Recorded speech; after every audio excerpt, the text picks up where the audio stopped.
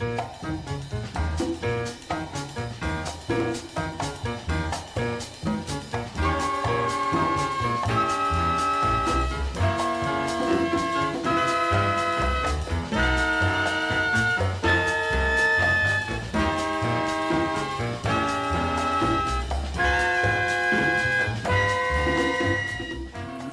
bien voilà, ça y est, nous sommes à l'antenne. Bonjour mesdames, messieurs, Parole de paix sur Radio Caraïbe. Vous êtes maintenant habitués à notre émission. Vous savez que c'est une émission donc hebdomadaire qui est construite par un collectif. Alors j'ai vu l'autre jour que ça faisait depuis 2011. Ah oui. Ah ouais, 2011 que cette émission existe sur cette antenne.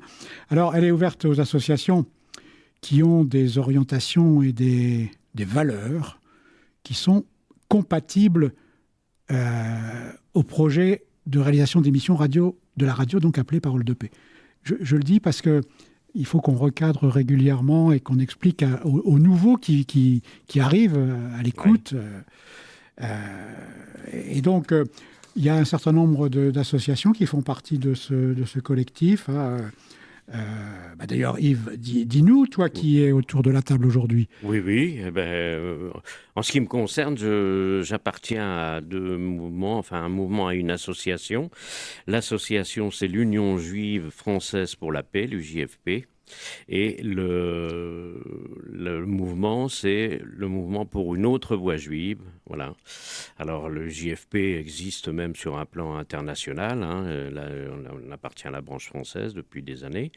Et le mouvement pour une autre voie juive, il avait été créé en 2003 par la suite d'un manifeste qui avait été publié, signé par je ne sais plus combien, 1000 ou 2000 signataires, dont beaucoup de gens importants, entre guillemets, et qui disait que ça commençait à bien faire de voir sans arrêt le CRIF se présenter comme le représentant légitime du peuple français juif, et qui prend systématiquement le pas sur le gouvernement israélien, qui prend systématiquement la défense de ce que fait Israël, ce que fait subir Israël au peuple palestinien.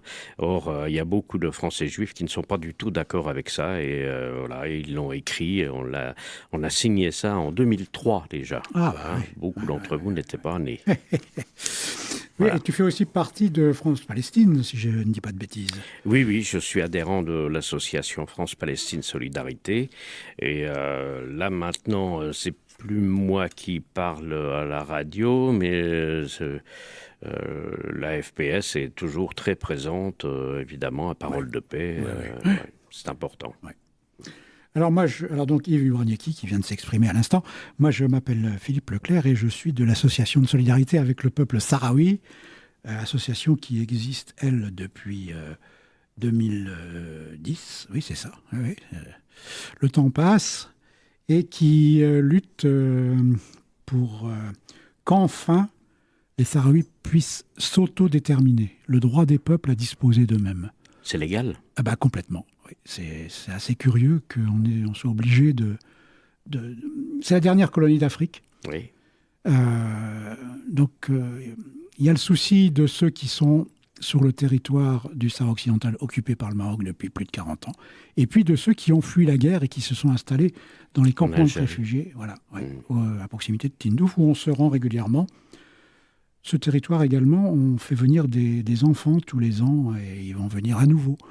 Cette année, fin juillet, début août, avec des familles d'accueil, etc. On en a parlé à plusieurs reprises. Oui. Dans ce collectif qui s'exprime dans l'émission Parole de paix, il y a également le mouvement d'objection de conscience, le MOC, l'association Survie, la LDH, la CAT... La LDH, c'est la Ligue des droits de l'homme. La CAT, c'est l'Association des chrétiens pour l'abolition de la torture. De la torture, tout à fait. Voilà, merci. On va avoir, Yves et moi, des... Oui, parce qu'on n'est que deux, comme vous l'avez constaté. On va avoir quelques brèves. C'est les meilleurs. Ouais, je ne voulais pas le dire, parce que oui, mais bon. Ah si, il faut le dire. Bon, très bien. Donc on aura quelques brèves, Yves et moi, à vous narrer. Et puis le sujet principal de l'émission d'aujourd'hui, c'est une interview de Michel de Caster, qui est la secrétaire générale de l'AFASPA, qui veut dire Association française d'amitié et de solidarité avec les peuples d'Afrique. Donc Michel a préparé son intervention sur différents sujets sur le Sahara occidental, puisqu'elle y allait avant qu'elle ne soit expulsée trop régulièrement. Elle fait de nombreux voyages là-bas. Je dis tout de suite qu'elle a fait ce gros livre-là, que je montre à l'instant, qui s'appelle « Irréductible Sahraoui ». Là-bas. Ah bah il y en a partout des caméras, donc je pense qu'à un moment ou à un autre, il y en a bien une qui va me voir. Irréductible Sahraoui, c'est donc femmes et hommes en résistance, et c'est avec les témoignages de toute une quantité de prisonniers, de femmes et de hommes qui ont milité et qui se sont retrouvés à un moment accusés par l'occupant marocain et qui ont, pour la plupart, été emprisonnés à cause de manifestations. Donc, au Sahara occidental. Elle parlera également, Michel de Caster, de Djibouti et de Mohamed Kadaoui, qui est un prisonnier qui va être, dont on va peut-être... qu'on va peut-être extrader pour servir de monnaie d'échange. Elle parlera également de Madagascar, où il y a des personnes aussi en prison qui ont manifesté contre un projet d'exploitation de minerais de ilménite, ça s'appelle. Ouais. J'ai découvert ça, il y a une pétition. Enfin, elle va nous parler de tout ça. On va tout de suite venir au brève, Yves, si tu veux bien. Oui. Attends, parce que... Il y a l'insert, effectivement, oui. Oui, elle est déjà là. Elle est déjà en ligne, Michel. On va d'abord parler de nos brèves, et puis dans quelques minutes, après la pause musicale...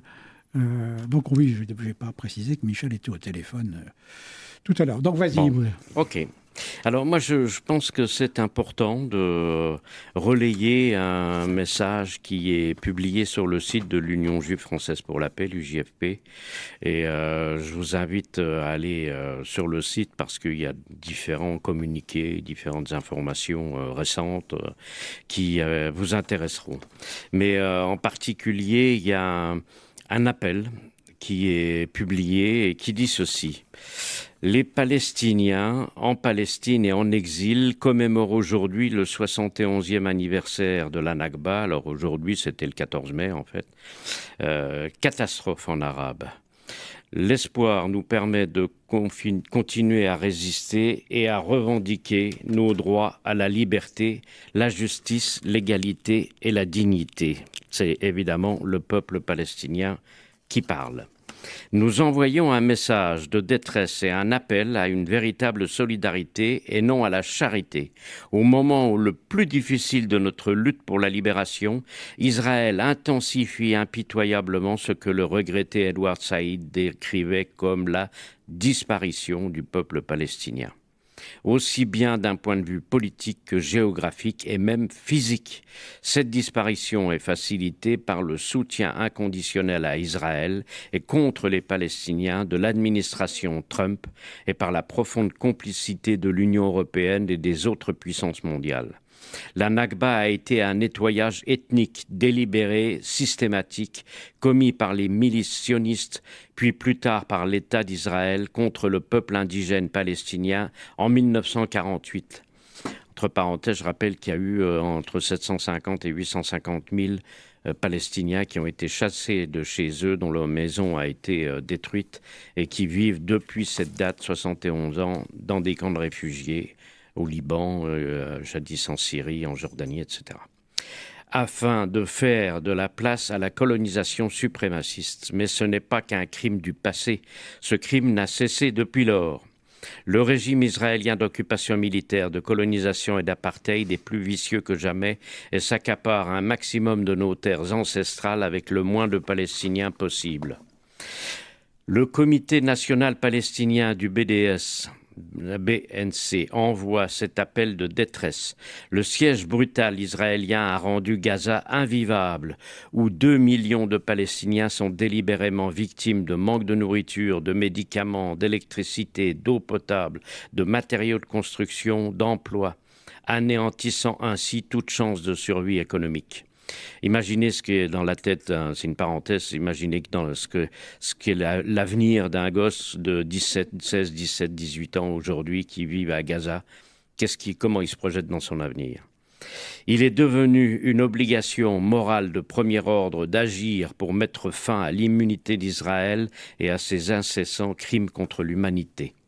Nous avons besoin de votre aide pour intégrer la lutte pour les droits des peuples des Palestiniens aux luttes mondiales pour la justice et les droits sociaux, économiques, climatiques, de genre, d'origine et de race.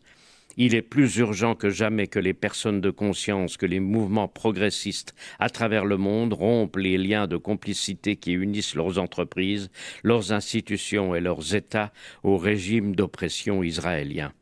Inspirés du mouvement de solidarité avec la lutte contre l'apartheid en Afrique du Sud, nous appelons à intensifier les campagnes pour, d'abord, mettre fin au soutien militaire des États-Unis et de l'Europe à Israël, à leur commerce, à leurs recherches conjointes sur le matériel de sécurité, à leurs fabricants d'armes comme Elbit et leurs universités complices.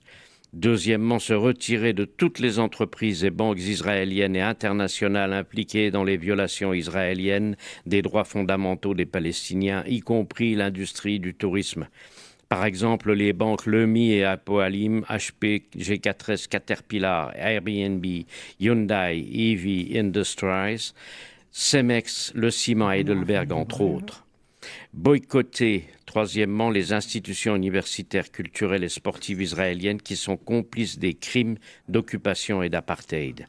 Je rappelle qu'il y a eu, il y a quelques jours, le prix Eurovision qui s'est fait à 40 km de là où on a massacré 280 jeunes en un an et on en a blessé 1600 autres, dont 800 resteront handicapés à vie. En solidarité, c'est signé du secrétariat du Comité national palestinien du BDS. D'accord. Voilà. Très bien. Excusez-moi, c'était long, mais je pense que c'est mais ça valait le coup, effectivement. très important. Ouais. Mais, bon, je passe à un autre sujet. J'en ai déjà parlé, je crois, lors d'une émission récente. Je vais avoir le plaisir, l'honneur, de participer à un colloque à Amiens lundi et mardi de la semaine prochaine. Oui. J'en rendrai compte évidemment de cette participation. Il y a beaucoup de monde très, très intéressant qui va intervenir pendant 2 jours sur la question du Sahara occidental. Donc je reviendrai là-dessus. On va bientôt passer notre première pause musicale avec Jeff Aziza Brahim, la chanteuse sahraoui, ça tombe bien puisqu'on parle du Sahara occidental. Mais avant, peut-être qu'on va se préoccuper de la présence de Michel de Caster, la secrétaire générale de la FASPA. Michel, tu es là ? Oui, je suis là. Bonjour Michel. Écoute, je vais te demander encore 1 ou 2 minutes de patience parce que nous allons écouter Aziza Brahim. Je pense que ça te réjouit. C'est un vrai plaisir. Bon, alors écoute, à tout de suite. À tout de suite.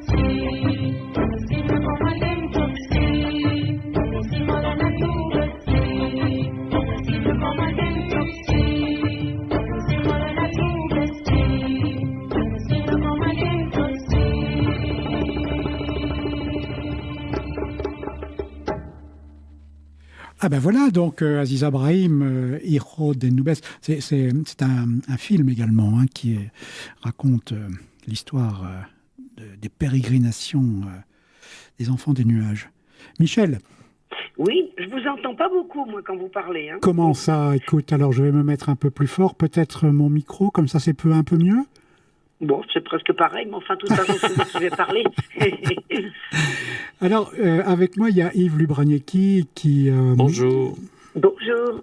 Qui représente d'autres organisations, d'autres parce qu'il en a deux. Dis à Michel, Yves, s'il te plaît. Oui, je représente d'autres organisations parce que nous militons depuis des années pour le peuple palestinien et on s'est aperçu, je suis ami avec Philippe Leclerc depuis longtemps, et je me suis aperçu qu'il y avait une similitude étonnante entre la situation du peuple sahraoui et la situation du peuple palestinien.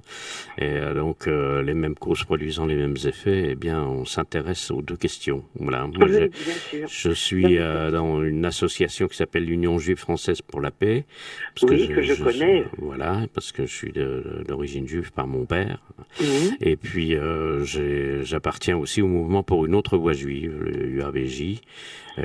Pascal Lederer, je ne sais pas si vous connaissez, Olivier Guébouin. Non, je ne connais pas, mais l'Union juive pour la paix, je les connais parce qu'ils sont sur la région parisienne. Oui, c'est ça. L'UAVJ aussi. Oui. Et donc, à l'association France-Palestine Solidarité, évidemment. D'accord. Voilà. On se retrouve sur les mêmes luttes. Voilà, absolument. Donc Michel, toi tu es la secrétaire générale de l'Association française d'amitié et de solidarité avec les peuples d'Afrique. Exactement. Alors, j'ai dit rapidement tout à l'heure que tu étais une militante qui est vraiment de terrain, puisque tu t'es rendue à plusieurs reprises dans les territoires occupés par le Maroc, que tu as été expulsée, que vraiment tu es sur le front, que tu es également l'auteur de ce livre qui est paru aux éditions Lagrange, qui s'appelle « Irréductible Sahraoui », qui est un livre de 470 pages qui parle de la lutte donc des femmes et des hommes en résistance, comme le sous-titre de ce livre. Je le montre en même temps aux caméras pour que nos auditeurs qui vont nous voir sur la chaîne YouTube constatent et peut-être après ensuite aient envie de l'acheter directement sur le site de la FASPA. Mais voilà, pas sur le site, mais enfin, en nous adressant un chèque à la FASPA. Sur le site, on ne peut pas acheter sur notre site. D'accord. Mais on met les renseignements pour faire. Bon, c'est parfait. Alors Michel, tu vas nous parler de différents sujets aujourd'hui, du Sahara occidental, de Djibouti et de Madagascar. Tu préfères commencer par lequel ? Écoute, je voudrais déjà situer qu'est-ce que c'est que cette association. Oui, tu as raison, bien entendu. Pour les auditeurs, bien parce sûr. qu'on n'a pas été souvent dans votre région. C'est vrai. Donc, on est une association anticolonialiste et anti-impérialiste. Et elle a été créée au début des années 70. D'accord. Le but, c'est le soutien aux luttes d'émancipation en Afrique. Donc, à l'époque, c'était encore beaucoup de pays qui n'étaient pas décolonisés, notamment les pays fascistes, les pays qui étaient sous le fascisme du Portugal et de l'Espagne, et puis des pays qui étaient encore sous la colonisation française, puisqu'il y avait encore les Comores, Djibouti, la Nouvelle-Calédonie, et voilà. Donc, il y avait aussi les pays qui étaient sous apartheid, l'Afrique du Sud, la Namibie et la Rhodésie. Donc, ces militants, ils ont créé une association pour faire connaître ces luttes d'émancipation de ces peuples en France et mener des campagnes d'information et de soutien, des pétitions et différents soutiens de boycott, parce que le boycott, il avait lieu à l'époque déjà le boycott des produits d'Afrique du Sud, notamment les oranges, je ne sais pas si vous vous souvenez, les oranges ou Span, et puis on boycottait aussi Total, qui était complice de l'apartheid, enfin voilà. Donc les campagnes on ne pouvait pas nous dire à l'époque qu'on était antisémite, parce que c'était le racisme, c'était les Blancs qui faisaient ça, et donc on ne pouvait pas nous accuser d'être racistes avec les Blancs. Quand même. Donc, Et puis, on participe à différents collectifs puisque les luttes, elles sont diverses et notamment elles regroupent, comme vous-même, vous êtes en collectif avec Sortir du colonialisme, avec la plateforme pour les Sahraouis, les riverains des plantations Bolloré aussi. On a un collectif dessus. Voilà. Nous sommes dans un collectif d'associations parce que c'est ensemble que nos associations, elles trouvent aussi de la force pour contrecarrer toute cette politique médiatique en France qui fait vraiment l'impasse sur beaucoup de choses qui se passent en Afrique et des belles luttes courageuses des Africaines et des Africains. Voilà. Alors, aujourd'hui, on a effectivement trois actions sur le feu, on peut dire. Elles sont toutes liées à des soutiens à des dictateurs, d'ailleurs. Et à des dictateurs et à des politiques de prédation des pays africains. Tout à l'heure, j'entendais que tu parlais de Madagascar. Effectivement, à Madagascar, c'est une île. Elle, au moins, elle a pas, elle risque pas d'avoir je pense, j'espère pour elle, tout d'un coup des guerres qui se mettent là parce qu'ils sont tout seuls sur l'île. Au moins, c'est tranquille. Mais par contre, elles sont l'objet de pillages de grandes firmes, notamment firmes canadiennes, des firmes qui veulent s'accaparer le sol. Et il y a des résistances populaires très importantes à Madagascar, aussi bien contre les accaparements du sol pour les cultures de rente, c'est-à-dire l'agro-business, qui font des cultures d'exportation qui ne rapportent rien à la population, mais qui les exproprient de terres ancestrales et qui les empêchent de cultiver la culture vivrière. Et puis là, nous avons une communauté paysanne de 3 villages à Madagascar. C'est une région qui se situe dans le sud-ouest de l'île. Il y a des habitants du village de Benetse, d'Ampotoso et de Tsifanoko. Enfin, excusez-moi, c'est un peu difficile, mais vous trouverez ça sur le site de la FASPA. Eh bien, ces communautés paysannes se sont révoltées contre une extraction minière ilménite. Qui est basée dans leur région et il y a eu cette révolte parce qu'ils étaient contre qu'on leur accapare des terres ancestrales qui appartenaient depuis des générations et des générations à leurs ancêtres qu'ils cultivaient. Disons que la terre, elle appartient à tout le monde, elle appartient à ceux qui la travaillent. Ça, en Afrique, c'était comme ça. Et puis, naturellement, avec la colonisation, on s'est approprié les terres.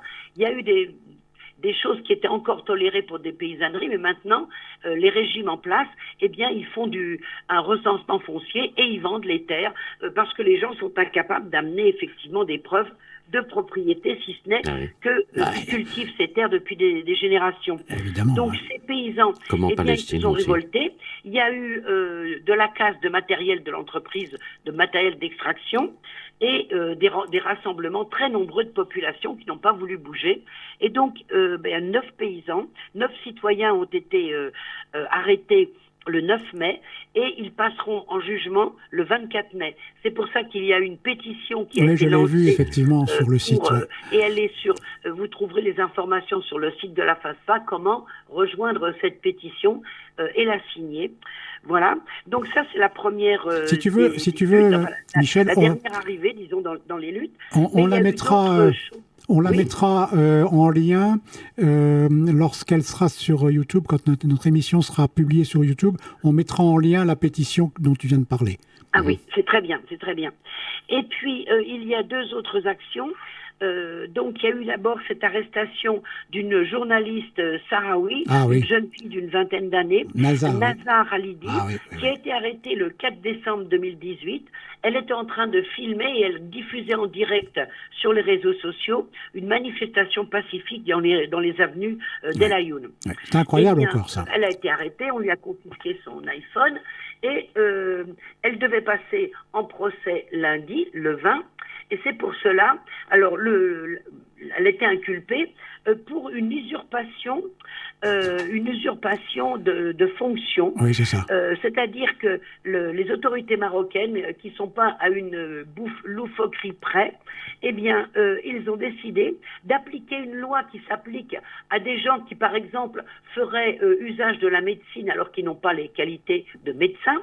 Eh bien là, on lui dit qu'elle n'a pas les qualités pour être journaliste et qu'elle n'a donc pas à filmer et elle n'a pas à rendre compte.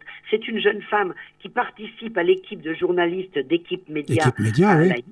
Et qui envoie ses vidéos sur les réseaux, mais également qui l'envoie à la télévision de la RASD. Oui. Donc, ce qui ne fait pas plaisir du tout.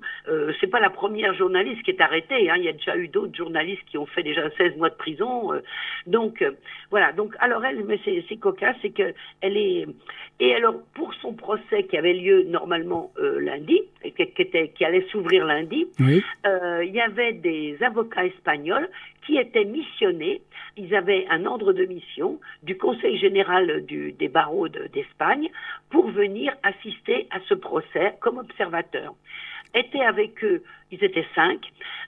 Il y avait également 2 observateurs de la fondation Rafto. C'est une fondation norvégienne qui s'occupe des droits de l'homme. Eh bien, ces 7 personnes ont été empêchées d'entrer dans la ville. On leur a simplement dit à l'aéroport, il est interdit d'entrer dans la ville. Voilà. Vous voyez, c'est aussi simple que ça. C'est aussi simple. Un État, le Maroc, qui n'a aucun droit légal du point de vue international, il n'a aucun droit sur un territoire non autonome, se permet de dire c'est interdit d'entrer. Ouais. Alors, ils ne sont pas tout seuls, hein, ces 7-là, parce que depuis janvier 2014, nous sommes 191 de 17 nationalités différentes à avoir été expulsés et il n'y a plus personne qui peut entrer au Sahara pour venir simplement rencontrer des militants sahraouis, faire une observation de procès, un réalisateur qui voudrait faire un film, qui voudrait interviewer. Ah ben, s'il veut s'occuper des dunes de sable et puis de la lagune de Darfla, il n'y aura pas de problème. Mais il ne faut surtout pas que ce réalisateur interviewe des Sahraouis sur la situation de leur pays. Voilà, donc même les gens de l'ONU ne peuvent pas venir là. Les gens qui sont dans les mécanismes de l'ONU des droits de l'homme de Genève, bah voilà. Même le représentant des droits de l'homme à l'Union africaine, l'ancien président Chissano du Mozambique, eh bien, il n'est pas autorisé par le Maroc à venir au Sahara occidental. Vous voyez, donc là aussi, c'est sidérant de constater que l'ONU n'a pas le pouvoir dans ce domaine-là. Tu voulais compléter, Yves? Oui, je suppose, heureusement, la France doit protester véhémentement, je suppose. Oh. C'est de l'humour. Oui. Je vois qu'on a beaucoup d'humour à la Nancy. Oui, la France, hélas, elle proteste quand les Français vont là-bas, peut-être, oui. On est quand même 5 Français à avoir été là-bas et être expulsés. Mais la France, elle est le plus fort soutien parce que à la dernière réunion du Conseil de sécurité, elle s'est encore opposée à ce que la MINURSO, elle ait un volet de mission sur les droits de l'homme. Et je précise, mais je pense que vous l'avez déjà fait à la radio, que c'est la seule mission de l'ONU sur des terrains de conflits armés qui n'a pas de mission sur les droits de l'homme. Oui, tout à fait. Et on entend sans arrêt les défenseurs du Maroc qui disent « Oui, mais il y a aussi des exactions dans les camps de réfugiés. » Eh bien, que la MINURSO soit chargée de la mission des droits de l'homme et elle enquêtera aussi dans les camps de réfugiés. Il n'y a pas de problème. Les Sahraouis ne sont pas contre. Non, ils ne s'opposent pas à ça. Qui est contre. Voilà. Alors... donc ça, c'était pour ce qui est du Sahara occidental. Et donc effectivement, on va lancer bientôt une pétition à l'égard qui s'adressera aux autorités françaises pour dire qu'il y en a marre de cette espèce de... Il y a plus que, je crois que c'est le seul pays au monde où on peut plus aller. Parce que avant, ils avaient la Corée du Sud. La Corée du Nord. Ils disaient on ne pouvait pas aller en Corée du Nord. Maintenant, on va en Corée du Nord. Alors, je crois... Il y a Gaza aussi. Hein. Moi, on me démente que c'est le seul pays où on ne peut pas venir du tout. Alors, je sais qu'en Palestine, c'est extrêmement difficile d'y aller. Gaza, on ne peut pas y aller non plus à Gaza. Hein. À Gaza, il y a quand même il n'y a pas eu des missions qui ont été à Gaza? où c'est vraiment au compte-gouttes. Hein. Au compte-gouttes, oui. Oui, mais parce que je ne sais pas, il y a une mission il n'y a pas longtemps qui a été en Palestine avec une amie. Elle a emmené des élus en Palestine, mais je ne sais pas si c'était en Cisjordanie ou non, si c'était à Gaza. Ils ne sont pas allés à Gaza, non. Non. Ah bon, ils ne sont pas allés à Gaza. Non, bon, alors voilà, il y a deux endroits où dans le monde on ne peut pas aller, où on est indésirable, non pas par la population, indésirable par celui qui l'occupe. Voilà. Par l'occupant. Oui. Alors, je voulais aborder un autre sujet. Michel, est-ce que tu accepterais qu'on repasse maintenant une deuxième chanson d'Aziza Brahim? Oh, bien sûr. Bon, eh ben, écoute, je te propose ça et puis ensuite. Une petite coupure. Voilà, et après on reviendra sur Djibouti. Sur Mohamed Kadami. Oui. Voilà, d'accord. À tout de suite. À tout de suite.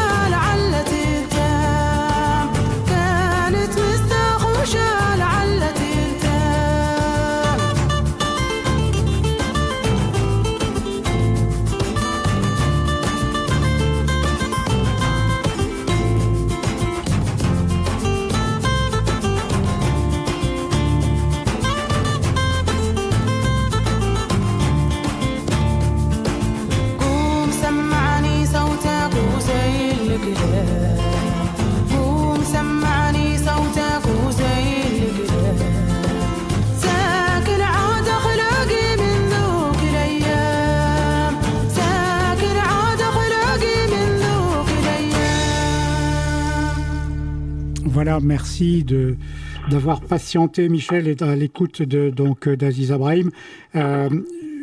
Juste une seconde, revenir sur ton livre.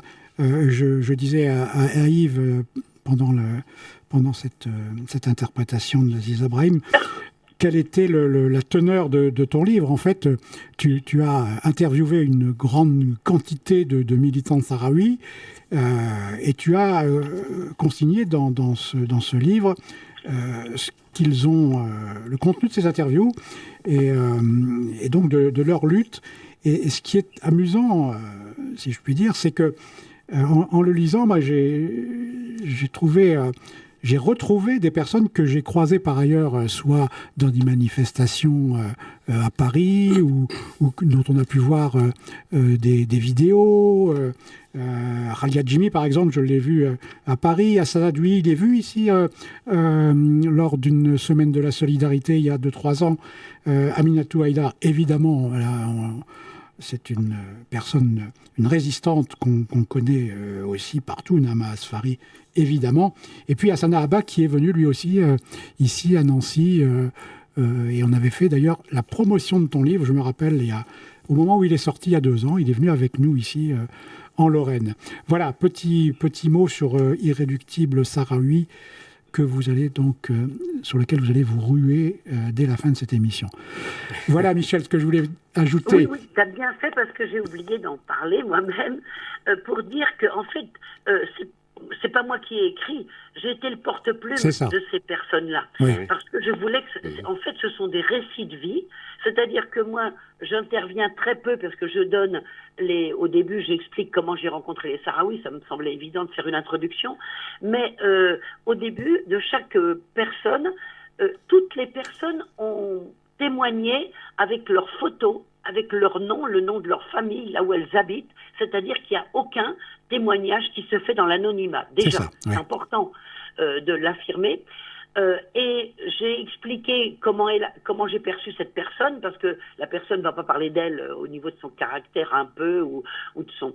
Et donc j'interviens très peu dans le livre, c'est simplement que j'ai relaté ce qu'ils m'ont raconté de leur vie, pas seulement les exactions qu'ils ont eues ou autre chose, ou les actions militantes qu'ils ont eues, mais également leur vie. C'est-à-dire qu'en lisant, en commençant par les plus âgés, en terminant par les plus jeunes, le lecteur, il a une idée de l'évolution de ce pays sur moins 3 générations pratiquement, et de l'évolution de la répression, mais surtout de l'évolution de la résistance. Parce que j'ai voulu mettre en avant la résistance. Parce qu'un peuple colonisé, il résiste. Oui. Il résiste en Palestine, il résiste partout où il est colonisé. Et ça, on n'en parle pas assez souvent. Oui. L'importance de cette résistance et de la solidarité en regard aussi, parce que effectivement, il faut qu'il y ait les deux qui marchent pour qu'un jour, ces peuples y soient libérés. Voilà. Tout à fait. Alors, c'est bien que tu aies fait cette mise au point sur ton livre. On va revenir maintenant sur le 3e sujet que tu voulais évoquer. Alors, le 3e sujet, c'est vraiment un sujet qui concerne beaucoup de monde. Il ne concerne pas que le militant Mohamed Kadami, qui est le président du FRUD, le Front pour la restauration de l'unité et de la démocratie à Djibouti, qui est un militant de longue date pour la démocratie de son pays. Mais ça ne concerne pas que lui, même si c'est lui qui est accusé et pour lequel la France, eh bien, tout simplement, elle fait la sous-traitance pour le dictateur de Djibouti. Le dictateur de Djibouti a réclamé à la France que Mohamed Kadami, la France, elle le mette en examen, tout simplement. Voilà. Je pense que ça peut devenir tous les dictateurs du monde, s'ils ont un opposant en France, qui a pourtant le statut de réfugié politique, eh bien maintenant, c'est quelque chose qui peut sauter à la corde, le statut de réfugié politique. Et on s'en sert comme monnaie d'échange, en fait. Sous un prétexte fallacieux, parce que tous les dictateurs, ils savent bien trouver n'importe quel argument pour justifier, mais que ce soit la justice française qui reprenne les mêmes arguments stupides et vraiment un dossier complètement creux, pour mettre en examen quelqu'un et aller jusqu'à peut-être, le jugement n'est pas du tout pour l'instant encore d'actualité, mais la mise en examen est confirmée, alors que vous avez absolument pas grand-chose dans un dossier, si ce n'est une escarmouche entre les troupes du FRUD et des voitures qui ont été incendiées parce qu'elles transportaient des armes qui venaient d'Égypte. Voilà. Il n'y a pas eu de blessés, il n'y a pas eu de morts, il n'y a eu rien du tout d'autre que des dégâts matériels. Et voilà qu'on demande d'extrader un homme qui n'y est pour rien du tout là-dedans, puisque lui, il était en France quand ces choses-là se sont produites en 2015. Ouais, voilà. Oui, 2015. Alors, vous voyez que c'est vraiment très grave, parce qu'en fait, il y a deux choses. Pourquoi il peut se permettre, ce dictateur, de réclamer ce militant djiboutien? C'est parce qu'on veut faire une monnaie d'échange. Vous savez, on est un petit peu retourné à l'époque où la marchandise humaine, les humains étaient de la marchandise comme les autres. Hein. Oui, et bien là, ils veulent s'échanger des hommes. Le dictateur de Djibouti, il a chez lui un homme qui pourrait être utile à la justice française dans une affaire les fameux fonds secrets de Kadhafi au profit de Sarkozy dans l'élection présidentielle de ce dernier. Et ben voilà. Voilà, vous avez besoin d'un gars qui est chez nous, eh ben donnez-moi celui qui est chez vous, et voilà, et on va échanger des hommes comme ça parce qu'on en a besoin. Je trouve que c'est complètement odieux, et en plus c'est un déni de droit et c'est un déni de la Convention de Genève qu'a signé la France par rapport au statut de réfugié. C'est quand même, si cet homme-là avait fait un acte délictueux en France, ça serait normal qu'il soit jugé. Bien sûr, France, mais c'est pas le cas. Mais il n'a rien à voir avec ce jugement sur Djibouti, alors qu'il n'y a même pas eu le moindre goutte de sang qui a pu être tombé, si vous voulez. Donc voilà, là aussi, il y a une pétition. On est avec le réseau des droits de l'homme, du comité de droits de l'homme de Djibouti. Et je vous donnerai les éléments pour que vous puissiez le mettre aussi sur votre... Oui, d'accord, volontiers. Vos auditeurs. Oui, très bien, très bien. Mais c'est grave, hein. Oui. C'est grave. Parce que Djibouti, c'est un tout petit pays de rien du tout. Ça fait 2 fois l'Île-de-France, hein, même pas 2 fois l'Île-de-France. Oui. Mais il y a 4 bases militaires étrangères dessus. Les Djiboutiens sont vraiment pas des gens libres. Et le dictateur de Djibouti, à chaque fois, les 2 dernières élections présidentielles, il les a remportées haut la main alors qu'il avait perdu dans les urnes. Mais il les a déclarés gagnés. Et il veut faire son 5e mandat pour l'année prochaine. Et le FRUD, effectivement, le Front de restauration de l'unité nationale et de la démocratie, ce front a été très important dans le regroupement de l'opposition pour contester ce 5e mandat. Donc il a là un ennemi politique, hein, Monsieur Kadhafi, c'est son ennemi politique, et il veut en faire un justiciable de droit commun. Voilà. C'est ça. Oui. Mais il est en prison à Djibouti. Non, il n'est pas en prison. Il est en France. Ah, pardon, oui, d'accord, oui. Je croyais qu'il avait déjà été. Je croyais que l'échange avait déjà eu lieu. Il le réclame pour le mettre en prison, mais il a déjà été en prison. Il a déjà été torturé par les bourreaux de Djibouti. Et la juge qui le poursuit à Djibouti, cette juge, elle est responsable de la mort d'un militant djiboutien au mois d'août de 2017. Cet opposant, il a passé un an et demi en prison ou plus, et il avait été déclaré qu'il devait être libéré par la cour d'appel de Djibouti. Elle ne l'a jamais fait libérer, et il est mort des suites des tortures et d'un empoisonnement au mois d'août Alors donc, Mohamed Kadhafi, on sait que s'il retourne là-bas, il faut être clair, il va être torturé et on ne sait pas s'il sortira vivant de prison. Ah oui, c'est pour ça que c'est grave ce que fait aujourd'hui la France. Et le juge Tourner, qui est un grand juge du pôle financier, je ne vois pas ce que le pôle financier il a à voir avec un Djiboutien opposant politique. Voilà. Oui. Bah, ce qui peut avoir... C'est grave. Hein. Oui, bien sûr. C'est grave ce qui se passe dans notre pays, au niveau des droits. Oui. Non, bah écoute, ce témoignage est très important et franchement, je pense que nos auditeurs sur Parole de Paix, Radio Caraïbe, je rappelle que c'est 90.7, la fréquence, vont effectivement être très intéressés parce que tout ce que tu nous as dit aujourd'hui Est-ce que tu vois encore sur l'association en elle-même d'autres... Tu parlais tout à l'heure du salon du colonialisme, tu vas y participer à nouveau. Alors hein. le salon anticolonial, Oui, il a eu lieu au mois de mars là, mais disons que on a nous d'autres activités à la FASPA. La semaine prochaine, le 28 mai, nous présentons un film au Maltais Rouge qui s'appelle Vote Off, qui va traiter des élections présidentielles en Algérie, avec sans doute le réalisateur sera parmi nous, Faisal Hamoum, et il y aura Rosa Moussaoui, qui est journaliste à l'Humanité, qui est envoyée spéciale à Alger. Eh bien, elle sera là pour le débat. Donc, ça se passe au Maltais Rouge, 40 rue de Malte à Paris, métro République. Donc, c'est aussi sur le site de la FASPA. Eh bien, si vous avez des amis à Paris ou si vous passez à Paris le 28, venez nous voir. Voilà, et ça c'est l'activité.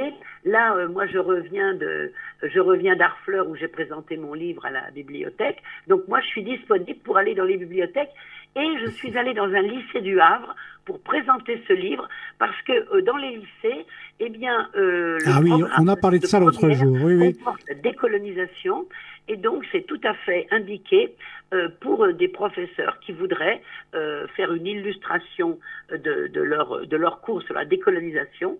Eh bien, c'est pas une question d'histoire seulement, la décolonisation, c'est une question d'actualité. C'est ce que j'ai dit aux lycéens. Et j'ai une exposition de photos également qui accompagne cette présentation de livre, qui est une exposition de photos faite par une adolescente de 16 ans qui est allée au Sahara occidental occupé. Très bien. Voilà. Sur la décolonisation et sur les possibilités d'accompagner un enseignant dans une classe de français comme ça, en première, tu as bien dit ça. Je pense qu'il faut qu'on retienne cette possibilité et qu'on l'organise sans doute pour la prochaine année scolaire. Parce que c'est le programme d'histoire qui fait la décolonisation en classe de terminale, pas de terminale de première. Ça peut être effectivement intéressant. Yves, tu voulais J'ai parlé à 67 jeunes lycéens sur 2 sessions. On a fait ça en deux fois. Et c'était intéressant. Ils sont tombés de l'armoire quand même. Ils ne connaissaient absolument pas cette question. Moi, j'ai une question, Michel, par rapport à la situation actuelle en Algérie, actuelle et future. Est-ce qu'on peut avoir des craintes sur la continuité du soutien que l'État algérien apporte au peuple sahraoui sous la forme des camps de réfugiés ou ce qui est quand même une possibilité de survie importante pour les habitants? Est-ce que cette possibilité risque d'être remise en cause par les fluctuations politiques actuelles en Algérie? En tous les cas, le mouvement populaire qui s'exprime, ce mouvement populaire n'a jamais évoqué la question des Sahraouis comme quelque chose qui était une gêne quelconque. Dans le mouvement populaire, non. Au niveau des dirigeants, il y a eu beaucoup de changements en Algérie depuis les 40 et quelques années que les Sahraouis sont sur leur territoire. Il n'y a pas eu de grands mouvements populaires comme ça, mais il y a eu des changements politiques importants. Et le peuple algérien a continué de soutenir ces Sahraouis parce que je pense que ce peuple, il a connu la colonisation il n'y a pas longtemps. C'est ça. Il sait ce que ça veut dire, la colonisation. Donc, moi, je crois qu'il y a un attachement à ce principe. Et moi, des fois, je rencontre aussi des Africains des jeunes ou des moins jeunes dans d'autres pays. Eh bien, pour les autres Africains, c'est aussi l'injustice qu'il reste encore un peuple en Afrique qui n'est pas décolonisé. Et ça va au-delà des Algériens. Les Algériens, bien sûr, mais même des peuples où les dictateurs ou les régimes autoritaires sont cul et chemise avec le roi du Maroc, eh bien, ces gens-là, ils disent c'est pas juste que les Sahraouis, ils aient jamais eu le droit de voter. Donc, je pense que sur ce principe, en plus, il y a des gosses qui vont au lycée, à l'université en Algérie, donc il y a des amitiés qui se sont créées aussi. Et moi, je suis pas très inquiète sur un lâchage politique, si vous voulez. Voilà. C'est important. Mais bon, après, on verra ce qui va se passer. Mais bon, l'armée a toujours été aussi un soutien aux Sahraouis, parce que l'armée algérienne, elle a dû Elle a dû lutter contre le Maroc à l'époque de la guerre des Sables, quand le Maroc voulait annexer une partie de l'Algérie. Ah oui. Donc, il y a quand même, sur cet aspect-là, ça fait des années qu'ils disent l'Algérie va les lâcher, disent la propagande marocaine. L'Algérie les a pas encore lâchés. Et je pense qu'il y a quand même dans la mémoire collective de ce peuple des choses importantes qui sont présentes. Commune. Oh, c'est ce qu'on voit d'ailleurs également en Espagne. Il y a beaucoup d'organisations espagnoles qui soutiennent la lutte sahraoui et qui se rendent dans les campements de réfugiés pour mettre en place des actions avec les enfants, avec la santé. On a vu à notre dernier voyage en février l'évolution de Bubicheur, ces associations espagnoles qui développent des bibliothèques dans chacun des 5 campements et qui permettent l'accès aux livres à tout le monde, pas qu'aux enfants, à tout le monde. Oui. Mais disons que l'important, c'est très important, les actions humanitaires, parce que les gens ils sont dans un désert où on ne peut pas avoir beaucoup de choses. Mais je crois que intervenir sur le gouvernement espagnol qui est responsable de cette situation, bien sûr, c'est aussi nécessaire. Ouais. Et parfois, il y a des organisations qui se contentent de faire de l'humanitaire. Et ben, l'humanitaire, ça peut durer encore 150 ans. Oui, bien sûr. Donc, il faut qu'il y ait c'est mieux que rien, quand même. Une action humanitaire urgente, parce qu'elle est là, et que les gamins, il faut qu'ils s'éduquent, il faut qu'ils aient besoin de choses pour jouer aussi, parce qu'ils ont le droit de jouer, les gosses. Bon, mais il faut qu'il y ait les deux. Il faut qu'il y ait l'action humanitaire pour ces réfugiés et il faut qu'il y ait l'action politique pour le droit à l'autodétermination. Et si l'Espagne, la Cour suprême d'Espagne a reconnu que l'Espagne est toujours la puissance administrante. On ne peut pas se séparer comme ça en disant « je m'en vais, je n'y suis plus pour personne ». Ça, c'est pas dans le droit international. Vous n'avez qu'à regarder la liste des territoires non autonomes dans le monde que l'ONU a tenu à jour. Eh bien, dans cette liste, il y a un seul territoire non autonome qui n'a pas d'administration, c'est le Sahara occidental. Voilà. Donc, l'Espagne, la Cour suprême d'Espagne a dit que c'était toujours l'Espagne qui pouvait se prévaloir d'être la puissance administrante. Tout à fait. Oui. Enfin, c'est quand même bien qu'il y ait des ONG espagnoles qui s'occupent de ça. C'est quand même... Bien sûr, c'est tout à fait... C'est nécessaire pour se rendre compte que ce peuple, il n'est pas prêt de lâcher. Et ça fait plus de 40 ans qu'ils sont dans un désert hostile et qu'ils y restent. Bon, donc ça, c'est important de les soutenir. Ben oui, parce que c'est très grave de les laisser tomber complètement. Mais il faut qu'il y ait les deux volets. Il faut qu'il y ait le soutien, comme le fait le comité de Nancy. À Nancy, le comité de soutien de Lorraine, il fait les deux. Il fait de la politique. À l'émission, j'entends de la politique. Moi.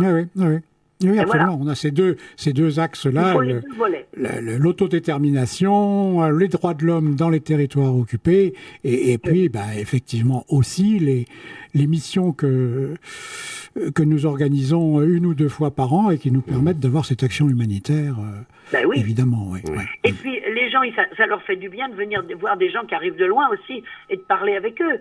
C'est important, le contact humain que vous avez là-bas. Ah bah oui, parce qu'ils savent la position de la France, donc quand ils voient des Français, ils se rendent compte quand même que tous les Français ne sont pas sur la même ligne. Bien sûr. Mais oui, quand on a eu la marche contre le mur, je crois que c'est en 2004, un peu plus tard, ou 2007, on a fait cette marche sur le mur. Les Sahraouis nous avaient dit emmenez un drapeau français. Moi je disais dis donc, j'ai plutôt honte d'amener le drapeau français. Et on a trouvé un truc, c'est qu'avec les copains du Mans là, ils ont mis sur le blanc du drapeau solidarité avec les Sahraouis. Alors là j'ai dit oui. Alors là ce drapeau français, eh bien ce drapeau français, il a fait parler de lui parce que les Marocains ils n'étaient pas du tout contents de voir un drapeau français là-bas avec solidarité avec le peuple sahraoui. Écoute Michel, merci beaucoup. On arrive au terme de notre émission. Merci. Merci à vous de m'avoir invité. Je t'en prie, brillamment évoqué tout ce que faisait la FASPA. Faut remercier Radio Caraïbes d'ailleurs de nous permettre d'évoquer le Sahara occidental régulièrement. Le technicien. Et puis Thomas, bien entendu, à la technique qui nous fait de bonnes émissions, de bonnes retranscriptions avec les inserts musicaux. Enfin, vraiment, on est pas mal et ici. Vous me direz quand est-ce que ça passe et comment on peut nous l'écouter. Est-ce que ça passe est-ce qu'il est sur Internet après? Oui, alors Bien tu sûr. l'auras d'abord Sur sur YouTube. tu vas d'abord avoir sur le site de Radio Caraïbe l'émission que tu pourras podcaster, donc en audio et en vidéo d'ici quelques jours ensuite sur YouTube. Mais je te tiendrai au courant de tout ça, t'inquiète pas. D'accord, mais je préviendrai les amis djiboutiens, les amis malgaches. Oui, oui. Hein, je vais leur donner aussi toutes ces informations. Oui, il faut prévenir le monde entier. Le monde entier, oui. tout à fait. Et vous trouverez facilement YouTube RCN Nancy, et puis vous avez l'émission Parole de paix. Voilà. D'accord. À bientôt, facile. Michel. Merci beaucoup. Bonne Merci. journée à vous. Au revoir. À toi aussi, au revoir. Merci beaucoup.